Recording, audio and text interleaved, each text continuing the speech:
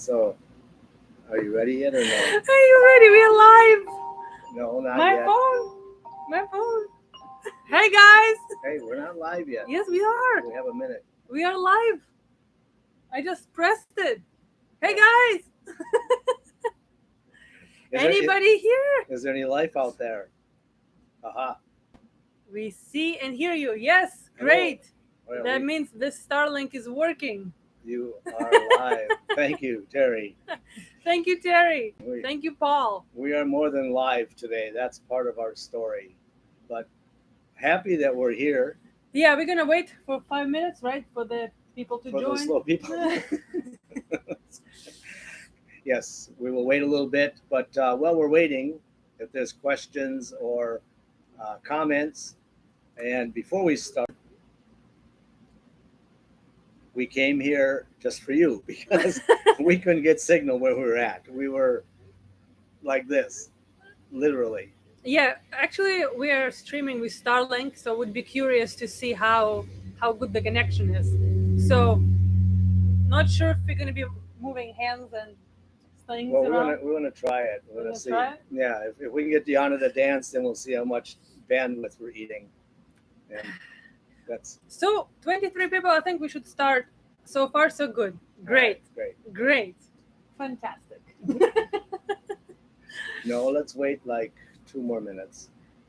So then I'm gonna make my regular announcement, guys. Those of you who are logged in YouTube, you can actually write comments and questions in this live chat box, but you do have to be logged in. Otherwise, you won't be able to write here in this little chat. Comment. And we want to hear from you, so please log in. Yeah, we also want to know if we should continue doing the chats. We kind of injected this into our regular vlog that we're releasing each week. The day exact, we're still learning. Love the matching crab. Thank you, Angie. Somebody appreciated it. Oh, Angie. Yes. Imagine. The daughter. Hello, Angie. Hello, Angie. I know that's love when the children are like watching us. So I like that she noticed the crabs. Yeah, Yana says, "What are you wearing for this?" And I said, "Well, I guess what I have on." So naturally, she comes up with something matching. Yana has had these cruising clothes for going off grid and leaving for almost 5 years now. Yes, now I'm wearing them, and at least I can fit them. Yeah, and just before we leave, she decides to take a detour and takes all of our clothes to a laundry place where they wash them and then fold them by the pound. It's like a really little cheap place. Well, guess what? She came back with the clothes. We threw everything on the boat and we took off, and we realized that half of our clothes they didn't give it to me. They didn't give it to her. And they started calling me once we left. Like, hey, sorry, we have your clothes left. I'm like, yeah, like we're gonna swim back across the ocean. Late. So luckily we have a friend. William doesn't have underwear anymore. You know what? So luckily we have a friend coming in a couple of days, and he said, "Hey, I'm coming your way. Maybe we'll somehow hook up." So he's bringing our laundry from other shores.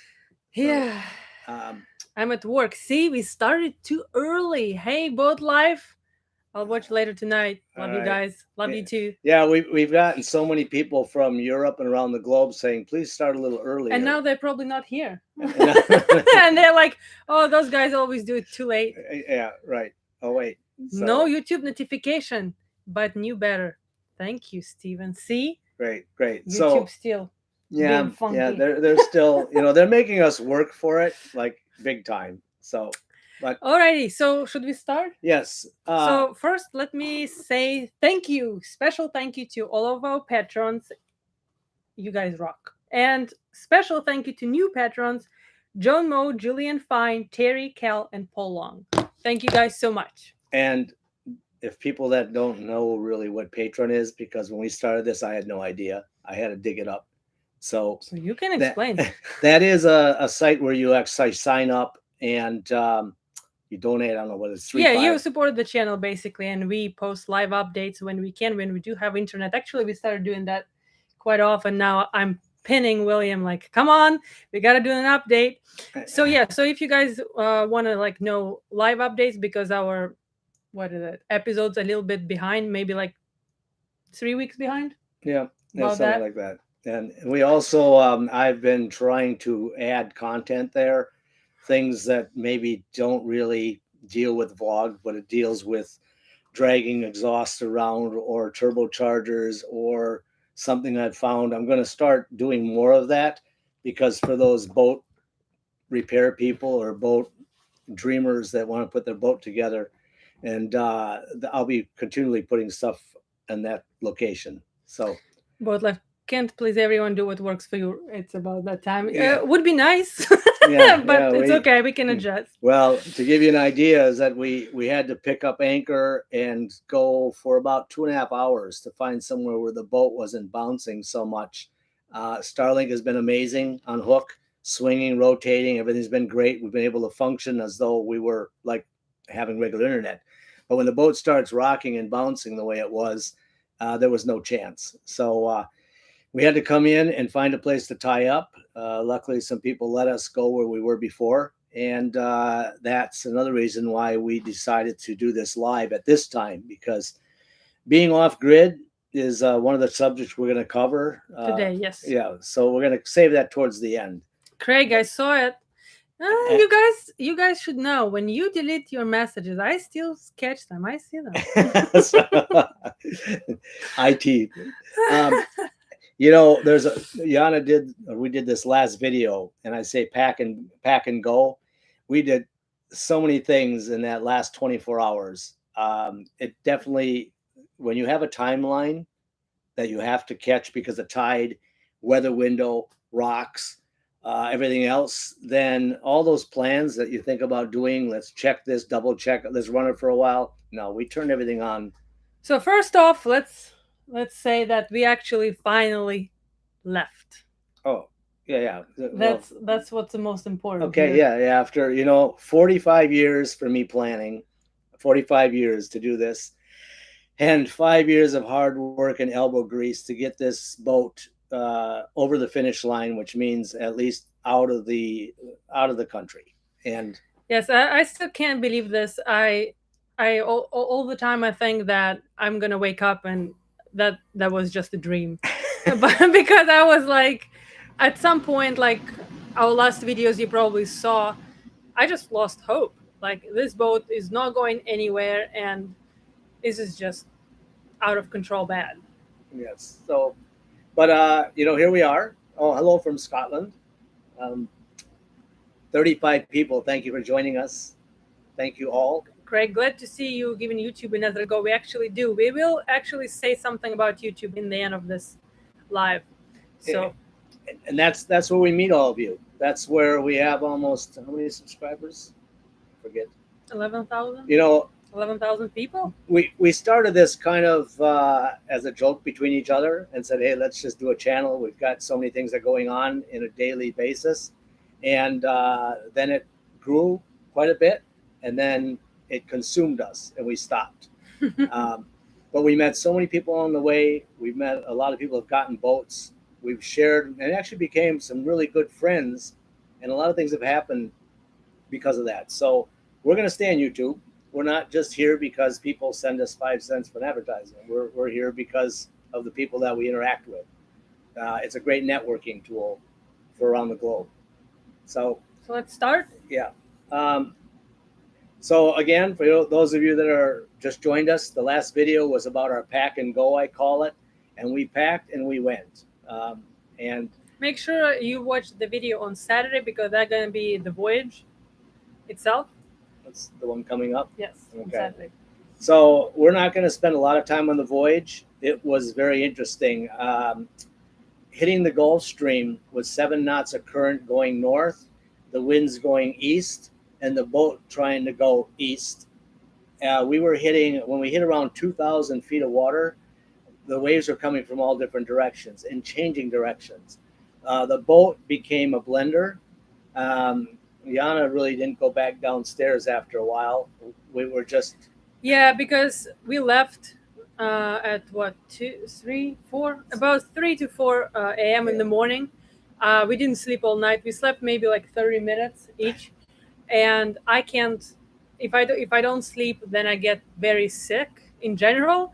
So this time I was very seasick, and I didn't even know that I can be seasick. But now I know I can be, and that is not a very nice condition. No, it's luckily for Yana, she slept about 60% of the bouncing. And Yeah, I'm like, thanks God, William is in such a good state, and because I don't know, I wouldn't be able to do anything. I would run down very fast to see what crashed, and there were liquor bottles rolling on the floor. The juicer fell down. Everything on the boat actually got shook. We were taking waves over the front of the boat, and I didn't think that a 45-ton boat was going to be able to do that. But it was for about 2.5 hours. Yeah, it was doing kind of this. It was doing it. Think about your ride in Disney World. We were just happened to be on the ride for 10 hours. Um, so it was interesting. The voyage was interesting. Knock on wood, nothing happened with the boat. Which was very important. And something that I've realized, it's totally different to be cruising intercoastal, right? And even by the shore, 3 miles, 5 miles, whatever. When you are out there first time, you're like if something gonna go wrong right now, right here. Before I was like, well, no big deal. We're gonna jump in the life raft, and who cares? And then I'm like, okay, we jump in the life raft, and then what? What are we gonna do in that life raft? We're gonna row somewhere in this waves. The waves were pretty crazy. Yeah, we for those of you, they were somewhere between 6 and 10, depending on what angle we were at. But again, this isn't really. It isn't like we just cut across the Gulf Stream. This is our home. So then I was sitting here thinking, okay, if the home goes down, I mean, we are homeless because what we have is on this boat. It's not like, okay, let's send a charter boat over. It sounds pretty sad. All we have is our boat. So, yeah, right. Cry. Well, at least the boat made it, and we made it. Yes. When we got to see the amazing water, naturally going for about, well, I guess it was 27 hours. I slept 20 minutes. And so it was very, very exciting to see land. And then more importantly, you see land, and now where do you go? Because the charts don't download properly. They kind of show you some things. And so we made it in. And the voyage was definitely, it tested not only the boat, but ourselves. And like they say, each time you go somewhere on the boat, you get more confidence. So I'm very happy now compared to the way I was in that. Yeah, and that person was telling me literally just 2 weeks ago, this boat is not going to go anywhere. Yeah, well, someone else loves the crabware. Yes. Yay! Thank you, Craig. And Ziggy Will said it already reserved for the episode. Yes. All right. Thank you. Great. Sounds like a good shakedown sail, Bill is saying. Yes, exactly. Yeah, and that's another. It wasn't sail though. It was mooring. Yeah, we didn't put the sails up. Yeah, we couldn't because the wind was right in our face. At one time, the front boom that I had built, and I had a very strong bracket, the bracket snapped, and so the boom for raising and lowering equipment and gear broke loose, and it was slamming against the mast. So I had to wake Yana up. She had to drive, and I had to go out in the front and try to strap and wrap that mast and boom assembly. Yeah, at that moment when William was outside, he didn't have a lifeline. He didn't have a life jacket, and I was like, okay, if he's gonna fall overboard, this is not like a rescue mission on ICW where you can actually hope to go back and he's gonna be there floating around. No, I'm like, I don't even know if I will be able to see him with those waves, and I was so terrified because I'm like, oh, please don't fall. And when he came back, I said, next time we are having lifelines because this is ridiculous. I'm going to have a heart attack. Yeah. To Yana with these wages. So, yeah, it was interesting voyage. We got everything strapped down. We didn't lose anything, um, either one of us either, but we didn't lose anything overboard. We had a lot of bouncing around. So the next thing was landing. Yeah, and before we go there, I see 58 people are watching. By the way, guys, if you want to write something in the chat, you need to be logged in YouTube, and then you can write questions and we can answer them right here. Yes, perfect. Hi, Northern Michigan. My brother sent me a picture that he had snow all over his yard and all over the back, and suddenly I didn't feel so guilty about being in the hot, warm weather. I was just very happy that's where we are. So, Oh, Angie, despite the time and money you put into the current boat, at any point, did you wish you would have gone with a different boat to make the trip easier? you know what? You need to look at what video was that? I wasn't a video; it was a previous live. A previous live. But long story short, we found the boat that we think we would want to have more than this one. Yes, yes. And we were at that junction to answer the question. We were right at that junction to say that's it. If that boat, it turned out that the boat was for sale for almost 6 months. The woman that had it listed, her husband and her moved on it, and he passed away. We missed the boat by about 4 days. It was already in closing process, and we were texting and emailing saying if something goes wrong, here we are. So within 3 days of leaving, we were deciding, do we stop, load everything in a container, move it somewhere else and start over again? We were at that fork in the road. But to answer your question, we're on a boat that's pretty old. And an old boat that you upgrade and do things to is still the old boat. It's an amazing boat. It's strong, it's safe, it's steel. But if you did the same upgrades to a boat that is 15, 20 years younger, it would have, for most intents and purposes, a better boat.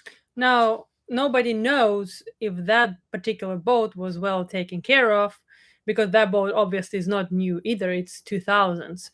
So it might be to the best that we didn't make that decision, because who knows? That boat could have had problems. We probably would still be in Miami fixing that boat, possibly. It maybe needed multiple things, and it for sure needed all the off-grid systems and things that William put on this boat for the last 2 years. So that boat didn't have that. And the other thing is that, to answer that question, is that when we were out there in the seas, I had trawlers, had about maybe 30 boats in the past. I never lost any confidence in the structure and the steel of this boat. It was built for 40-foot waves. It's been against the rocks. We've actually been on this boat now for 2 hurricanes, one water spout, and a couple tropical storms. So I understand that the boat is built like a tank. You don't really get that in a newer boat. So the trade-off, to answer the question, I was never concerned about the boat breaking in pieces. I was never concerned that even if we hit a container, which sometimes people do and they lose their whole home, that was ever going to be an issue. So again, there's never a perfect boat. But we're going to continue on with this off-grid life, because we have realized what we both have done to this boat. What have we done? It doesn't exist in the world. The way we have set this boat up. As you would imagine, William did an overkill. we're laughing at a golf cart. We were saying, oh, we could have that golf cart, and Yana was saying how I would modify it and change it and move it and so forth. So how many are currently watching? Is the like total close to the watching total? No, it's not, because some people didn't put the like in. Smash that like button, guys, if you're logged in on YouTube. Yeah. 53 people watching. 53.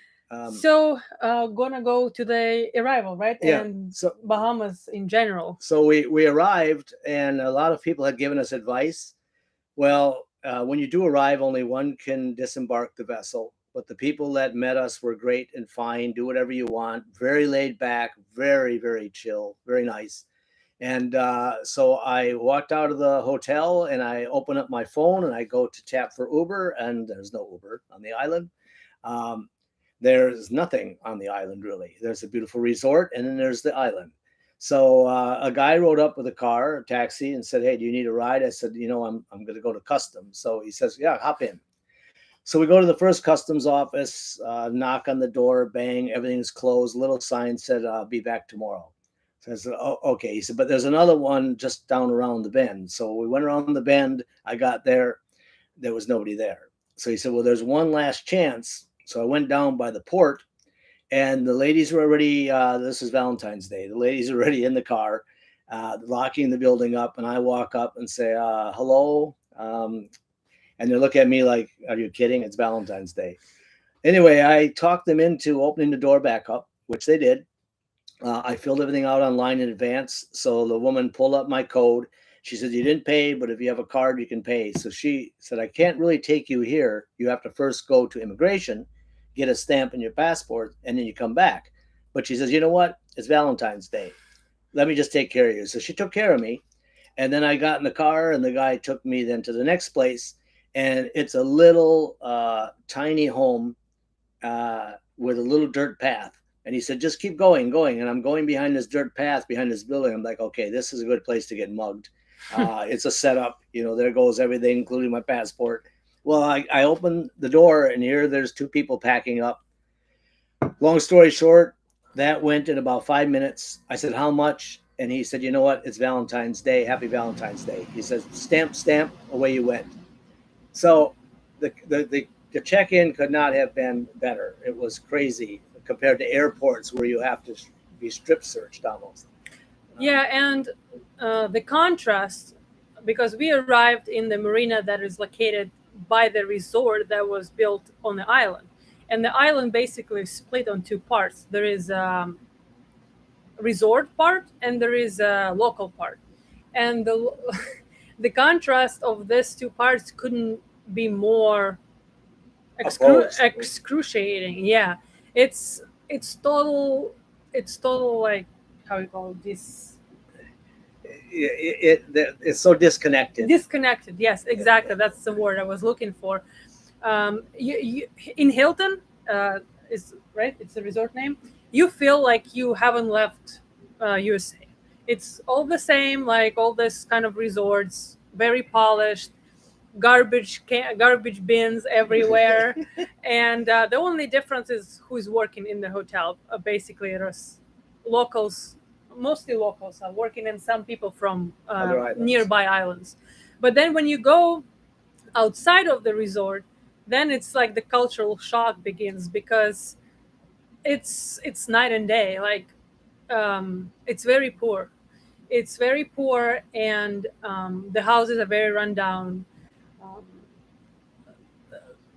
Little clinic, very old cars, dental office. We have it on the video. It's you guys. Some of you guys asked if you can if I can work on the islands. Just because I don't have license, I can, but like I wouldn't be able to there realistically, because like you should have seen the dental office. I mean, like, it's beyond poor. And then obviously, because of the cruise ships and tourists coming now in that local village, all those little places opened up for tourists by locals, like little restaurants, little shacks, little spots. But the whole island is basically 10 minutes with a golf cart. With a golf cart. Yeah, and so what we decided to do is that, not really decided, it's just our interest, is we started going to places that the tourists don't know about, going to off beaten path places, finding the food, fresh conch shells being opened up, and they chop the conch with tomatoes and lime and so forth. And then we started talking to people that are original. They've been here for 50, 60 years, about tourism and so forth. So we really took a lot of time to investigate the non-typical and get away from the tourist spots. Well, if you look at the two of us, we're like not very commonly, my blue eyes, Yana with her tattoo leg. We pretty fast people get to know you. Right, because it's also so small. It's very tiny. But you find out in the resorts, when you ask, a lot of people come here for 4 months from other islands. They work in the resort, and then they go back to their home and they rotate because those people have hospitality. But it's interesting to where they see so many people on a weekly basis for 2-3 days and then they disappear again. So the landing was interesting. They come up to you. A guy comes with a cart and his scooter, and he's selling fresh lobster. And you really like your help by buying things from the local people, not Yeah. the tourist stuff. Now, the interesting part that the prices in all those little restaurants that I've just said in the local part are the same prices that are in Miami. Like conch salad, $14, fish, $24. Yeah. So because they're catering to the tourists, then obviously the prices are touristy. And even in those, I have not so far found anything cheaper with cheaper prices. There is just not. No. Their economy rotates on tourism. The school children are dressed amazing. They're all in uniform. Everything's very well groomed. Which is very strange when you see the houses and then you see the very like polished, you can say, kids. Yeah. And they're playing basketball together. It's a very tight community, and that's what's interesting is that the tourism brings them some income, but it definitely also, from what my read is, it poisons the island. Yes, and we did ask some people because we were curious how do they like tourism, because in the last decade, I assume, it spread a lot, right, with cruise lines and stuff. So the older people definitely say that they preferred back in the days. It became very busy because the cruise ship comes and hundreds of golf carts are running around on that tiny island. And then the cruise ship leaves and the island is just dead. You have the whole island to yourself. So you want to say hi to some? Sure, let's say hi. Joseph is asking, did you use sails on your trip? You can prepare your answer for that. Yeah. Craig, how many are currently watching? We already said that. Dan, it's been fun watching your videos. So sorry you got demonetized. By the way, Dan, thank you so much. We're going to cover that in the end. Some news about that. Colin, here I am languishing in the cool, wet weather in Arkansas. Talking to me. Whoa. Yeah. All right. Prayers for you. Yes. Mobile home tornado. Craig, a little love for the lovebirds. Oh, he's referring to the stamp in the passport. Sure. Yeah. Yes. 78 people. Welcome, everyone. Smash that like button if you logged in. And also send us to friends because we need to get this channel moving again. We've had some subscribers going up. William is like, we should get to 15,000. I'm like, 15,000 is nothing. I said, we need to get to 100. Yeah, here you see the difference of, this has been an amazing life for me because the last 5 years, every day I would receive, when are we leaving? When are we going? You said we would go in a year. You said we go in 6 months. You know what, guys? This has been amazing. I wake up and I don't hear, oh, hey, Mark, welcome. I don't hear when are we leaving. I really don't know what to do in the daytime. William is like, I have no pressure. I literally felt like I have to push him because he is not motivated enough. I'm like, we gotta leave. And we left, and I'm like, okay, we left. Yeah. I don't have to say anything. Now it's greetings from Denmark. Hello, Tom. And Mark, glad that you pulled over on the side of the road and you joined us here. That means a lot to us. So, sail.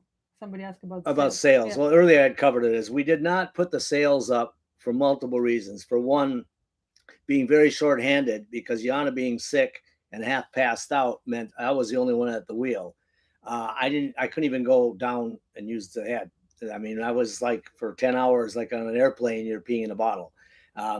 Autopilot is not working in that type of water with those types of waves. And it's not connected anyway. And so, so to put the sails up and test things, I wanted to make sure we got here.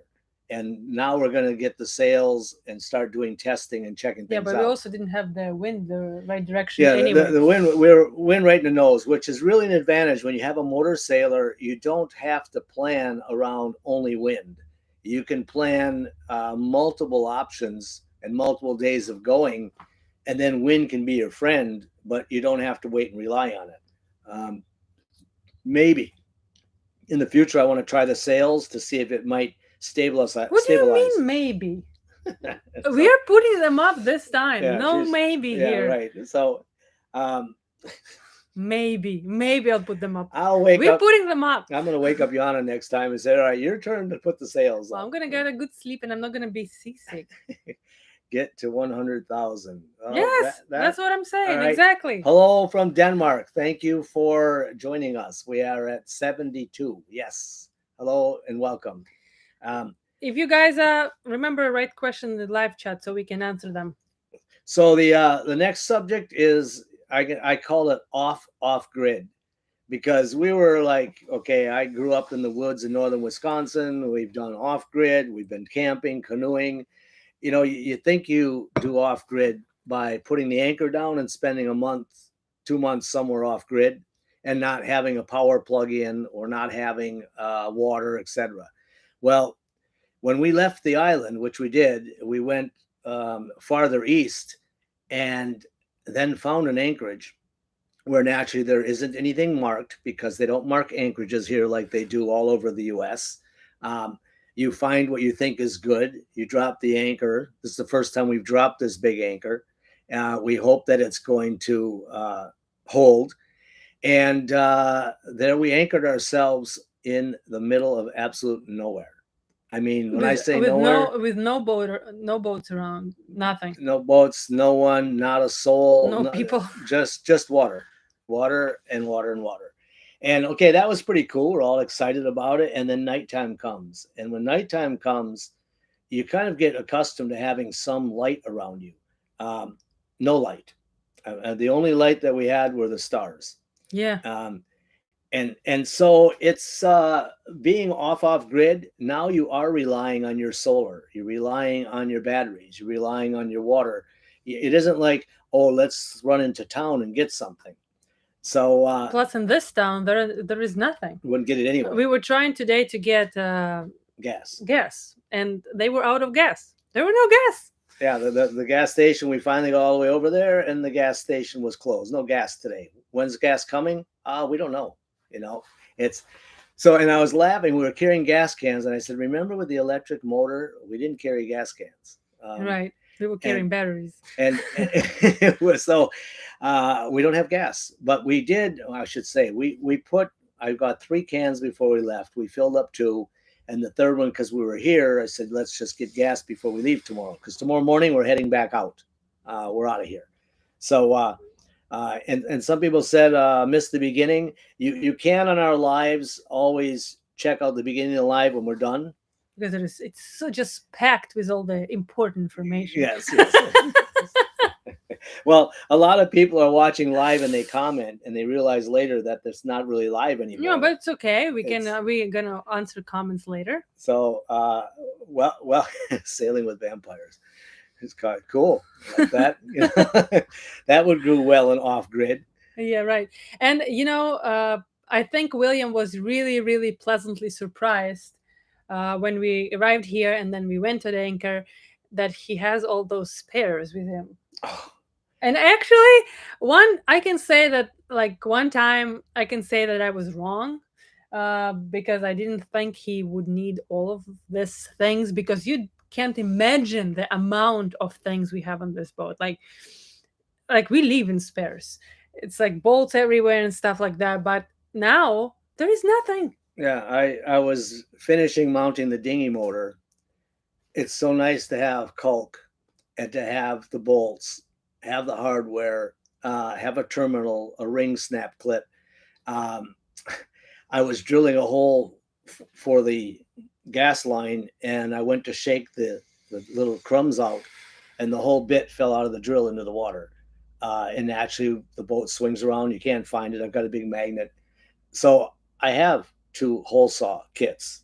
So now I have less 1-inch hole saw. But reality is that we have set the boat up, and we have now had a chance to exercise the systems, the water, the lithium, the batteries, the solar, the charging, all of that, including the galley that we set up.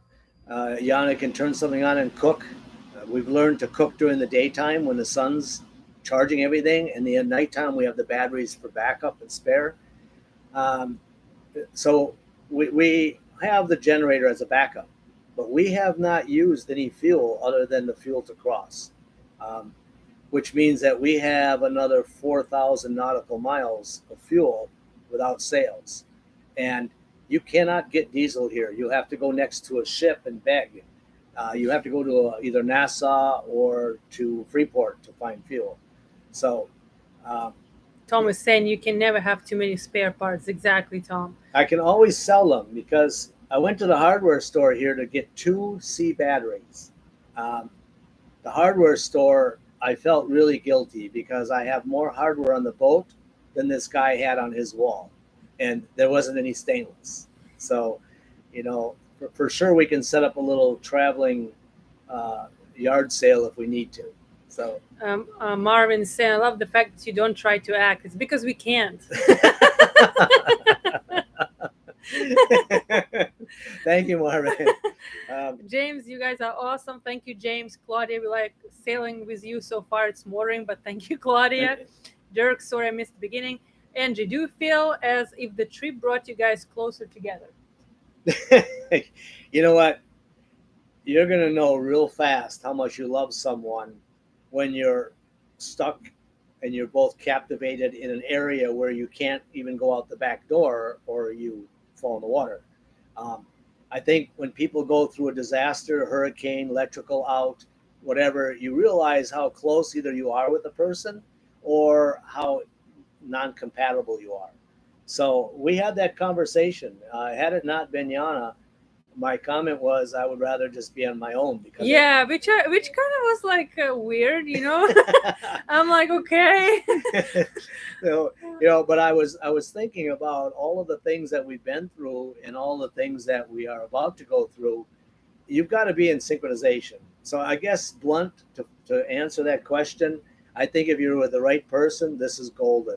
This is you can't live life like this. And I probably should add, for me, I wouldn't do alone. Like again, like if no William, right? If you think about this lifestyle from a one person standpoint, I wouldn't hope for another like great relationship like that. I would probably just go with a friend because I wouldn't be able to go alone. I would feel when at anchor, I would feel bored, I think, because there are so many things you want to go and explore and share, and then there is nobody to talk to. You're just by yourself. So what are you going to be calling friends? Which is kind of weird. I guess it would depend on the person. I know that I wouldn't be able to do this lifestyle alone. I would have to have a partner or a friend. William, as he said, would prefer to do alone, but luckily he got me. Well, I hadn't realized, say, other than my daughter, is that I worked alone. I travel all over the world, and I always was alone. I stayed in hotel rooms. I actually was more of the nomad. Go to Africa and set up camps. I always went on my own, and then I built a new team wherever I was. So I hadn't really realized until sitting out here for all this time that if I look back and reflect, I never really had a very large friend group. I had a small handful in my hand because I was always gone. I was always traveling. So, the reality is that you learn over time that boating isn't for everyone. And right, and rightfully so, because before I always thought that he's over exaggerating, that it's not that bad. But then I'm like, you know what? Boating is a lot of work, and it's a very different lifestyle. And although it's like on my top list of exotic lifestyles and ways of living, it's definitely not for everybody because it just entails so much in it, right? Yeah, it also I've never really wanted to be on a sailboat. Right. The sailing life is going to be brand new to me. I've always been a trawler guy. Once I went on a sailboat and I tipped it over, and so this is another new adventure that is going to require a lot of focus, and so The reality is yeah, I think anything like this brings two people closer, but they have had to have the same goals. Yana wanted to be living aboard a boat since she met somebody and said, "Yeah, I'm living on a boat," and she said, "I didn't think that was even possible." Right. So, just get a dog. So, Greg is saying you have to be a floating hardware store, which we are. yeah. Mehmet, hey, my favorite channel. Hey, Mehmet. Craig, me and my buddy, yes, it would be hard to find a better woman to go sailing with.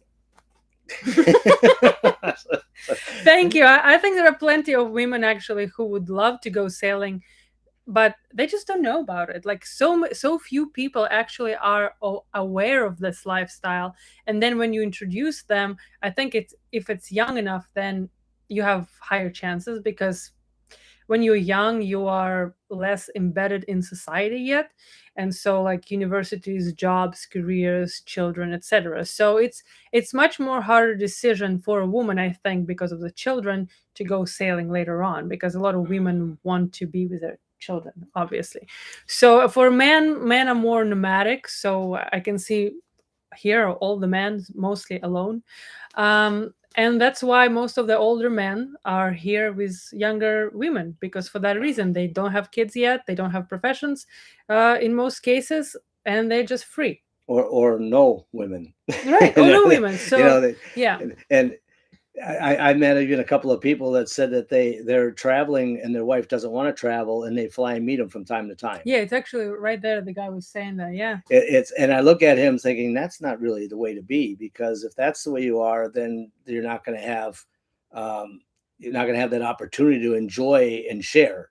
Right. Because But everybody right chooses for themselves. But I think there are people there. You just gotta look for them. you know where you find them? You only find them in a marina. You're not going to find them in a mall. They're not going to be in a shopping center. The marina people are where marina people hang out. So right, true. They work on boats and stuff like yeah, that. yeah. So if you are wanting to do something like this, then hang out in marinas. So go snag somebody. 91. Yes, welcome everybody. Yes, smash the like button if you logged in, and remember, if you are logged in, make sure you write something in the live chat so we can answer you or say hello. Speaking of spare parts, how many times per boat job do you get in the middle of a job and find that you don't have that part? Sail Wild Rose. Oh wow, that used to be the case, and then I learned a strong lesson is that if I'm going to the hardware store and I want to buy some bolts in this bin, I take the bolts, take a picture with my camera, and then I take bolts on the bin to the left, bolts on the bin to the right, and I go down and I buy the nuts, and I come back with an actual bag of hardware, because sure as heck, the one that I needed isn't going to be the one. I need the one above and below it. So yeah, I for 4 years of refitting, it's why I have a floating hardware store. Is you cannot jump in the dinghy and go into town and go to the hardware store and find a bolt for a boat. I have much more respect for this, anyways. After, if you saw our last episode when I was trying to rig the connector to connect cart to the bike, and I just failed miserably. And I'm like, wow, that was supposed to be so easy, and it's not. And this is not even like a boat part. So I have I'm growing to have much more respect for William's projects, because I am taking them for granted because how easy everything is that he does. It's slow on my time clock, but it's easy because it's always done. You know what I mean? Like, so yeah, thank you. Yeah, I'm learning with the batteries. If you look at one of the episodes, Yana was hooking up the lithium batteries, and after about an hour, she said, "I'm really starting to appreciate you more." And after about an hour, she said, "I'm really appreciating you more." Yeah, that's a lot of work. I'm like, "You're not done yet?"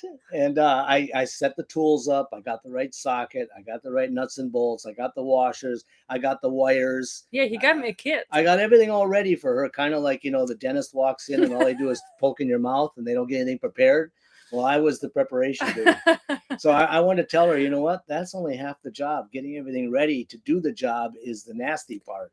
Yeah, and still I screwed up to like 2 times. Once I got the bolt so tight that he had to come and rescue me If I would be rescuing that bolt, I probably would damage the battery and connector, but he got the bolt out, and then I dropped a couple of screws there, and there was only 2 screws available. Anyways, yeah, a lot of appreciation for the men here, And I guess wow, 93.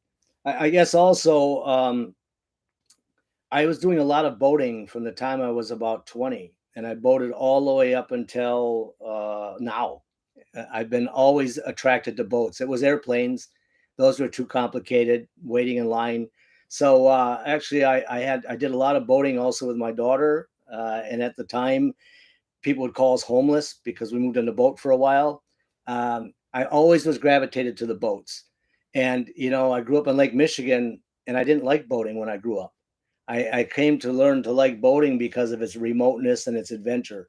And so you've got to make sure that if you are going to be with someone, that they thrive on adventure. They can change on a dime. Thrive on adventure. Yes, thrive. Because on a dime, we're just like, okay, the anchor's dragging. Run out, pick the anchor up. I'm going to turn the motor on. She's like, where are we going? I said, I don't know yet, but we have to go because the anchor's dragging and we cannot run aground with this boat. Right, because who's going to be rescuing 62 tons here? You guys should see the boats here. Like, they're rigged manually with some kind, like, it's not, the motors here are not like what you see. It's just some strange thing. Yeah, we would have to beg for a barge to come find us, and that barge is not going to go out around the ocean tip. Right. So, but in short, where are we going? I don't know. We're just got to go. So Paul is here, one of our patrons, laid by here. Hi. By the way, if you are a patron and we don't know you by your YouTube name, make sure you let us know, because we know some of you who's been a while with us, and if you haven't and we don't know your nickname, make sure you say it here so we can say hello. Next, you have to be a multimillionaire at least to be able to afford fuel for a trawler these days. Yeah, you know what? That was one of our decisions with this vessel, but it's not just even a multimillionaire. There aren't places to get fuel that are safe. There aren't places that you can get your boat in, and there's no way you're going to take 5-gallon containers, 800 gallons from a small fuel depot, because they don't have that available for you. First comes the trucks, then comes the vehicles on the island, the generators, and then maybe if there's a little left, it's for you. So, you are correct, is that we only would consider another Motorsailer or a trawler that has a full sail rig on it. Because the only way you're going to get somewhere if your motor dies or you have bad fuel or you blow a shaft prop or transmission is with those sails. So that's the only reason why we have to get our sail rigs tested. Because that is our only way. You gotta get them tested. I'm like, I can't believe he's saying we'll get there. We'll get there soon. Bill Black, glad to see y'all enjoying everything Bahamas. Tom, do you still have plans to do dental work while sailing? No, I don't have a license. I don't have a license, Tom, and I can't. My only one patient for a long time going to be William. Guys, you don't hear every night. Brush your teeth, floss your teeth. You got to keep your teeth. So yeah. Because come on, like, have you seen the dental office? I can't help you without tools. And I'm like, you're gonna lose that teeth. What are we gonna do? I'll be just fine. Right. Norway hair. Higher. Hi, John. What was that? You were perfect once you found the connector in the cards. Thank you, Crane. Yes, it was in the card and it still didn't work because the bike is on the angle and connector was still not connecting because it was connector for the regular bike. Anyways, it was a disaster. Rudolph, hello, thanks for live streaming earlier tonight. See? Okay. See, Rudolph, for you. For you. For you. Dear Ryder. Dear Ryder, is it your brother? Looking forward to watching the fun now that you're out and about. You deserve it. Party time. Thank you so much, dear Ryder. Yeah, I like the name, by the way. Bill Black, very few American women would admit that their husband is someone that they admire and appreciate. Nice catch, William. Nice catch, Yana. It's all in the drugs. It's nice catch, Yana. Look, with this lifestyle, I would only be able to have like a boat, you know, like probably what, 12 feet, everything manual. Have you seen that car disaster? So I wouldn't be able to be traveling like this. I would have to be having a rowing boat and traveling it because come on, Well, you like saw this guy is brilliant. you, He's everything on this boat. I will take care of him forever. you saw what she did with the bicycle when I was gone. So, you know, good try. She's picking up. You know, she's Yeah, it just took me a while, you know. It took me yeah. 5 years to realize how significant this meant to this boat. So I'm not sure yet whether she loves me or the boat, but definitely it doesn't matter. It all It comes with a together. package. It's all together. Smoke. There he is. Yes, it's Paul. Okay. Laid by here. I already said him hello. Okay. But you say hello too. Yes. Hello, Paul. So we've been on Patreon. We've got this text chats that go back and forth. Right. So I actually get to converse back and forth with someone, and so then I start to get to know people by their names. So Yes, pretty cool. I think Bernie is missing. I haven't seen Bernie here. Maybe. coming up. So guys, I see 102 people watching. Smash that like button if you logged in on YouTube. So Help us to grow. So 102 people. If you go out to 10 people each, that gets us a few more subscribers. Any questions? Make sure you write them in the live chat. Women appreciating their men on camera, rare. Yes, yeah. I have. Let's just say I've been blessed throughout my life. I have been surrounded. Me? Well, Excuse I'm me. saying my daughters. Okay, My good. daughters, amazing, and then they grew up and threw me by the side, and then I have my travel partner here. So we get a lot of comments. I have to say this seriously. Wherever we go, people are like, "You guys are so funny. You guys look like you really enjoy each other." We do. We enjoy each other. We definitely don't look like. A lot of times I'll say, "Oh, hi, I'm da da da," and here's my wife, and I first get that look at me like, "Yeah, sure, right," and then they realize that we are a couple. We don't wear wedding rings, Yeah. only because we don't want to have them getting stolen. Or No, I just feel like on the boat I can't wear the ring because I don't want to get caught and then the stone to fall out or me getting like my finger damaged or something like that with this ring. So it's yeah, it's and good point, Craig. Please hit the subscribe button because Yeah. when you subscribe and then you fill out that stuff, they notify you. Yes, I do. And then you don't miss the videos. Then you don't miss the videos. Paul is asking, how's the weather there? Fantastic. Oh, listen, when you're at anchor, I'm going to subtract from being in a marina, but when you are at anchor, you have the prevailing winds coming across the ocean, and those winds are not only so fresh, they are just the perfect temperature. They actually allow you to have the windows open. We don't have to worry about cockroaches and critters crawling in. But there's no need for air conditioning. There's no need for all these amenities that you think you require because you're in a hot climate. The wind's low to the water. When we had the trawler wasn't the same way because the trawler is so high above the water that you don't really get that lower breeze that is evaporating off the ocean. So weather's phenomenal. There were some high winds. Yeah, I was surprised that actually I was expecting after the Keys when we wore anchor on trawler, it was sweltering hot, and once we even had to come back to Miami from the Keys because how hot it was, we didn't have air conditioning obviously at anchor that time. So I am impressed by Bahamas breeze. He told me that we won't need air conditioning at anchor, and I never believed that. So he was correct. In most of the cases, let's say probably 90% of the time, you don't need air conditioning. During the day, it's very cool. It's actually by afternoon, it's getting actually pretty cold. You have to have a sweater on.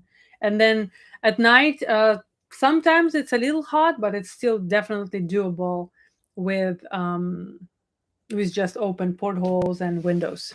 Yeah, it's and it's interesting because the weather is almost like a long strung out hurricane. You have bands of 4 or 5 days of a lot of wind, a lot of rolling waves, and you have 3 or 4 days of just super calm, beautiful.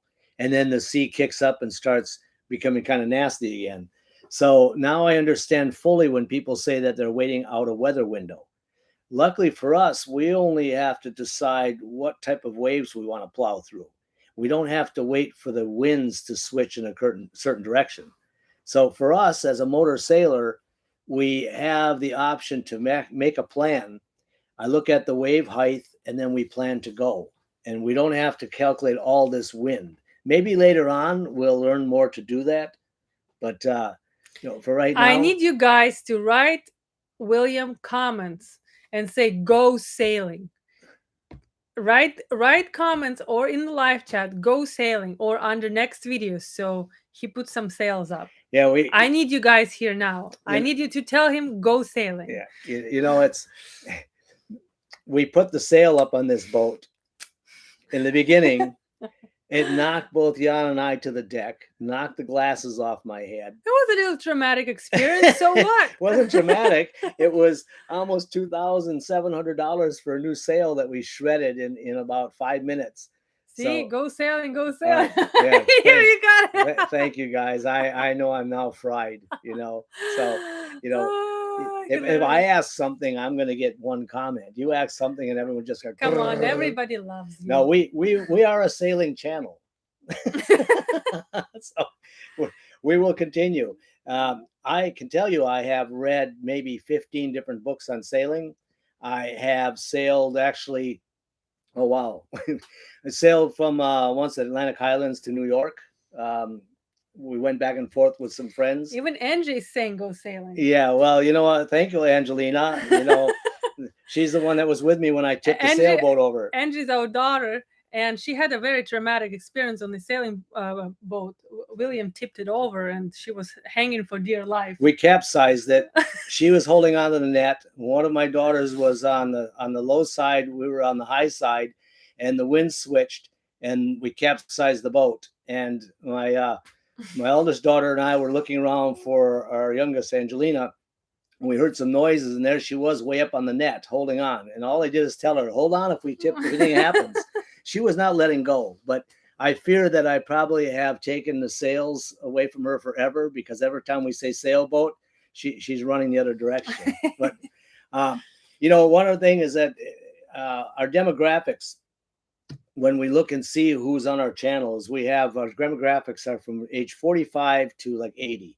We are definitely about 97% men, 3% women. Hey, we're 3.6. 3.6. Yeah, we're growing. So please, those women, get some other people on this channel, because we're exactly. not, they're I guess what happened is, as we were refitting the boat, we attracted a lot of people in boat refitting. I have a lot of people asking about buying boats. So the point I'm making is that I've had so many people come up to us and say, I always wanted to sail and I'm a little bit old, or I always want to do this and we think we're too old. There is no old. I mean, I'm 60, what am I? 66. You're only as old as you feel. And trust me, if you've got a boat, you're going to get young fast, because it doesn't care. You're going to have to pull lines, twist, bend. So I believe the boating life definitely is going to extend you and keep you living longer than in some condo shell. David is saying, I'm 68 and say I'm the one-eyed, one-eared, one-legged fat man, and you guys give me hope. David, find somebody with the other eye and the other leg. Yeah. It'll be just fine. Germany here, Chris. Hello, Chris. Paul saying save fuel and put up the sail. Go sailing from everybody. Terry, what is your average fuel burn cruising? We are at Cruise. At Cruise, we're doing 1/2 gallon per nautical mile. This is super efficient, because we've got a 210 horsepower engine that the turbo doesn't kick in until around 2,000 RPM. We've got a 32-inch prop. We only have a 4-foot keel with a 5-foot draft. So technically speaking, we've got a steel wash tub that it takes a while to get going. It does not stop when you want it to, but it plows through the waves. So we're very efficient. I'm only running at about 1,400 RPM. And again, about 1/2 gallon. We've got 850 gallons of fuel, and you can calculate our burn. One secret to a smooth motor sail: when motoring into a stiff breeze, a reefed mizzen will help stabilize the ride, and when at 20 to 40 degrees of the wind, will add a knot or two to your speed. You know, Thank you. Thank you, and that's those are the things, because we have a catch rig, and a man that has been second generation sailmaker came and measured, and he made us a custom Genoa, because That what scares me. I'm yeah, like, does this man actually knows what he was doing, or he gonna tip over our boat? so after 7 years of sail making, Tom made this sail, and it's the last sail that he made, and he retired. That's another scary part. So last sail. We've had the main up a couple of times to stabilize as a self-tacking main, and the mizzen mast sail. Once it was a disaster too. Yeah, true. We got the rope stuck. I had to go on the way up top there to untangle the rope. Yeah, we've got mast steps, and there's cables that go from mast step to mast step. But over the years, people were kicking the cable, and the cable is loose. So the halyard got stuck into one of the mast steps. So we will get this boat sailing. Thank you. Fine. Okay. Now I feel better. Yeah. This is better. Tom is asking. 110. Hello, Yay! everybody. Hello, 110 welcome, people. William, have you ever thought about converting to veggie oil? Can't remember if you have a diesel engine, then you would have some redundant options. What that even means. You know, Tom, I worked in the oil field for quite a while doing offshore oil rigs, upgrading them. And I spent about a year and a half on waste oil, collecting waste oil and having that waste oil then merged and mixed with heavy crude. So this old engine, although it only has 200 hours on it, is a non-electronic. It can run fuel all the way up to almost 10 microns. It's the old style beast engine. We could burn multiple combinations. My real objective here is to sail as much as possible. At that time, the motor will only be at an idle at 800 RPM because I don't have a feathering prop. And that will allow us to really gain efficiency on where we're going. But for right now, I'm trying to shake down the boat so I can be guaranteed when I hit that ignition switch that the motor is going to start and run. So we're preparing to cross the Atlantic. That's kind of what we're doing. Kind of. And yes, I want to make Speaking sure of the plans, something's going to break here where at least we can find something, before we go on to the next step. So, all right. Chell is here. Hello. Hi, guys. Sorry to be late. You are not forgiven. Marvin, don't worry. Like I said, he will try a lot hard not to muck up. Not to mess up. Oh, okay. Yeah.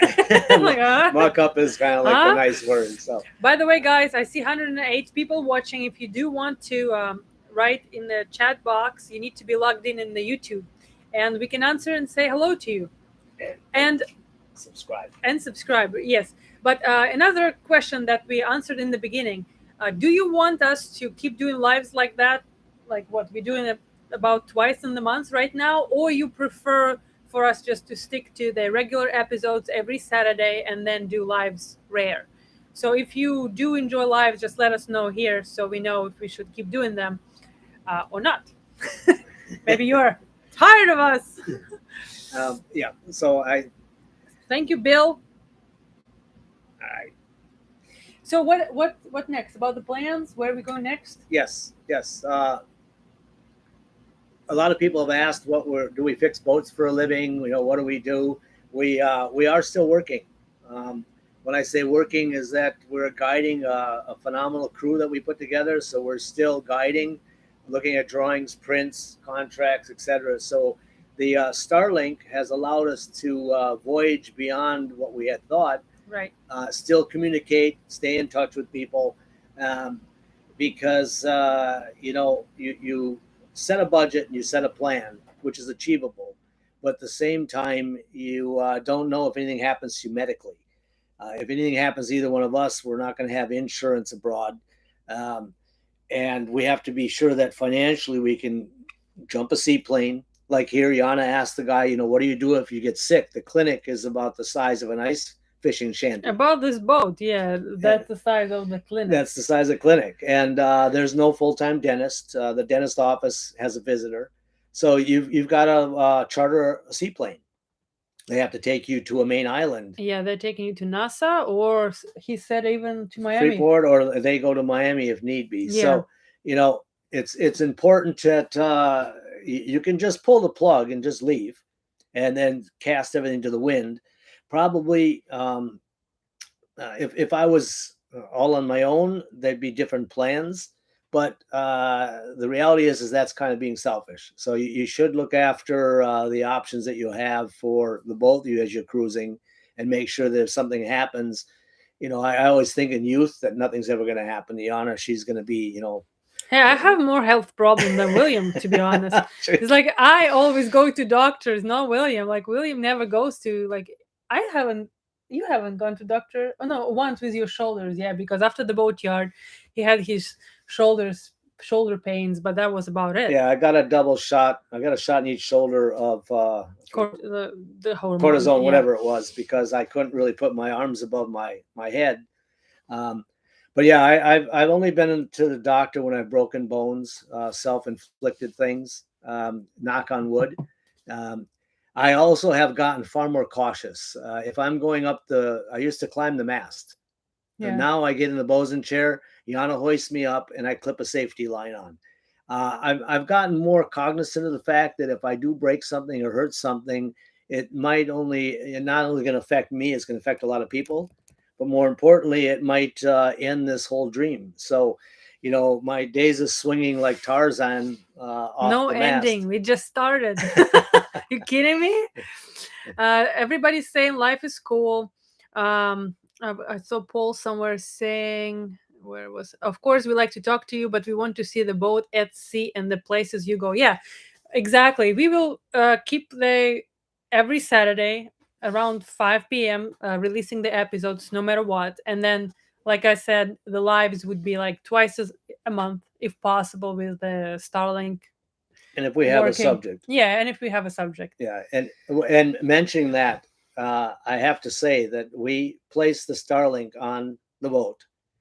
The Starlink at anchor with the boat swinging and moving has been phenomenal. It doesn't disconnect. It actually allows us to do a lot of work. You can upload, not as much as download, but we did learn that things were buffering before. So now we connected the cable to the laptop instead of Wi-Fi. I feel like it's much better today. Yeah. We couldn't move our hands before. If we did, then everything would freeze up. So now Yana can start dancing in the camera again. So yeah. Dan Insurance, okay. Next, I believe a diesel likes to run at about 80%. Terry's saying, how will idling when sailing work? That's interesting, because this boat has a turbo setup that only kicks in at the higher RPM. It's the old mechanical. There's no wastegate. There's not an electronic regulator on it. It's been tuned to the motor that only at 1700 to 1800 RPM does it kick in. So what you do is that as you're motoring, you can motor for a good, I would say, 20 hours. And then you kick it up, blow everything out through the turbo for a little bit, and bring it back down again. It is a happy home at 1600 to 1800 RPM under load. But the way that the system is designed with such a large prop, the motor does have a load on it even at 800 to 1000 RPM. Dave is saying, once you start sailing, you will become a great sailing team. Yes, we hope so. I just hope it's not going to be Angie's William's daughter experience.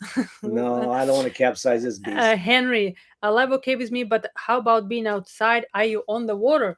Henry, have you missed everything? Yes. Come on, not that one. Yes, this one. Yes, perfect. See? Oh, it's too bright now. Yeah, pretty bright. Sorry. But basically, yes, we are outside. Yeah, we are outside, and tune in for this Saturday for the next episode where we are actually showing the voyage. And first going to be this Saturday going to be voyage, and next Saturday going to be Bahamas, and then going to be off grid and stuff like that. So make sure you check it out. But yes, you know what? That's good point. This Good is our point. boat Yes. we're sitting in. You know, this is a little bit different. Our boat, we did get some blinds. We modified them and cut them to fit. So we have teak blinds. The whole boat is all teak. The boat, the salon area is very large. It is a 55-foot boat, very tiny bedroom in the front, and very tiny master, and huge salon area and huge galley. So we have workstations on each side of the salon, and we are sitting on a boat. So yeah, we are on the water. Cam is saying, love the live session. Chell is saying, I like your planned content, Skater both recorded in live. Just don't be a slave to content production. Stop enjoying life first and foremost. Thank you. Yeah. Which we did. You know, it was a couple days ago. We said the dinghy isn't running yet. We have our emergency dinghy. We inflated it. We put the electric motor on it, and we went exploring. And then the next day we got these nasty winds, the rollers, the ocean, everything was dragging. And we finally got up, and Yana said, you know what? We talked about, should we do this tomorrow? And we're like, no. Why put off for tomorrow? You do today. So it's another thing in boating is that you really can't plan. The weather makes your plan. So you have to... And luckily that we did that, because next day our anchor was dragging and we had to pick up and leave. Yeah, and the dinghy's still inflated on the front of the boat, tied down. But that's one other thing is that if you do have aspirations about off-grid living or moving onto a boat or becoming part of the boat life, you're going to have to give up a lot of your routine, your schedules. We have found that we are missing things like going for coffee. Or like right, exactly. You know, we it's a joke that we are like, oh, maybe we can go get a piece of cake. Yeah, it's so strange. Like the life off grid actually turned out to be pretty different. You know, I didn't expect that so many things are actually inaccessible, like coffee shops. I don't know, go eat somewhere, go eat something, just kind of run around. I don't know, just go somewhere if you want to. You can't because there is nothing. Yeah. So yes, there's you also learn fast to, if you are near an anchorage, eat the food that's local, eat the conch, the lobster, the fish, because reserve your food in the refrigerator. We went to a grocery store and guys, I'm telling you that I came from a little town of 200. Our grocery store was amazing. This little store, you had one choice of two things. Yeah, the pricing was crazy. What did you saw a price of something? I don't remember. But so you're better off to save your food that's frozen, eat that when you don't have options, and then eat all the other things that you can find, because there are things that are amazing. We've had fresh chopped conch. We've had stone crabs brought to the boat with a guy in a bag. They had just gotten them. They're fresh. We've had stone crabs, I think 3-4 times. Yeah, and the prices on them were like it's like super it's like cheap. going to McDonald's. Yeah, super cheap. It's crazy that we're having stone crab, you know. And yeah, Mark, no more hometown barbecue. So, right. So any other question, guys? We're gonna start slowly wrapping this up, right? Yep. It's been an hour. Remember to smash the like button, and if you're not subscribed, subscribe. Yes. Yes. And again, special thank you to our patrons. Thank you guys so much. You guys rock. And make sure that you go on Patreon and write your nickname down so we know who you are here in the live chat. We know some people and some people we don't know, so it would be cool to make you a special thank you. And if you need anyone to help support you giving up the life of work and slavery and commonality, I can definitely help talk you into doing something like this, because, you know, when you die, you don't take it with you. You have to enjoy what you can enjoy.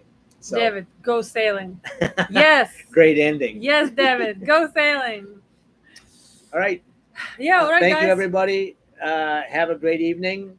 And also comment if you have a special time or an evening. We're trying to find out what works best for everybody. Um, and yeah, can you walk around the boat naked? I actually was trying to shower on the side of the boat, and there was, like I said, nobody was around us all this, like, what, 4 days. And then I go out naked, and then a boat there. I'm like, oh no, I have to find my swimsuit. Yeah. So I had to go back, put my swimsuit on, and then go shower. So I'm Yeah. pretty sure people were watching us and they said, okay. No, they were not.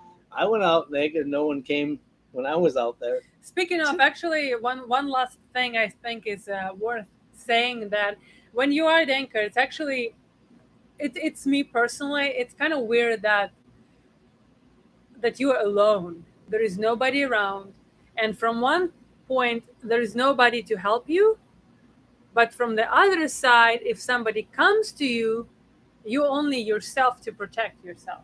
That to me was very different feeling from USA. um, it's kind of creepy, like, you know that you can only rely on yourself, which William doesn't care, but I do. And when we sleep at night, and I feel like a strange noise, I wake up and I'm like, is somebody actually walking on the boat? And if yes, then what I'm going to be doing?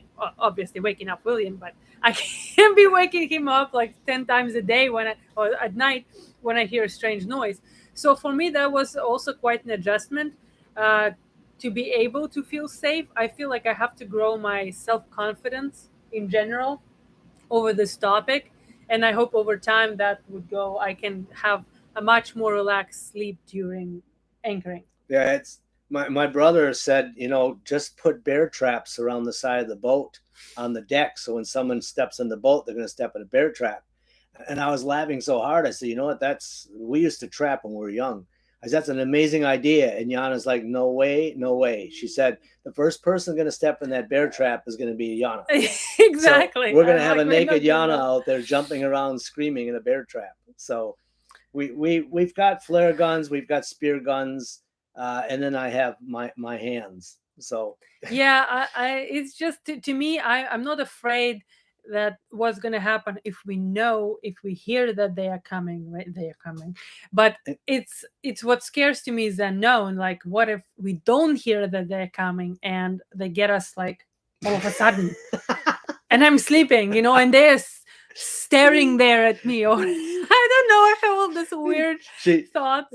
Yana even wanted to stage with me sneaking on the boat with I her laying down to I'm see still doing that. if she could figure out that there was somebody here.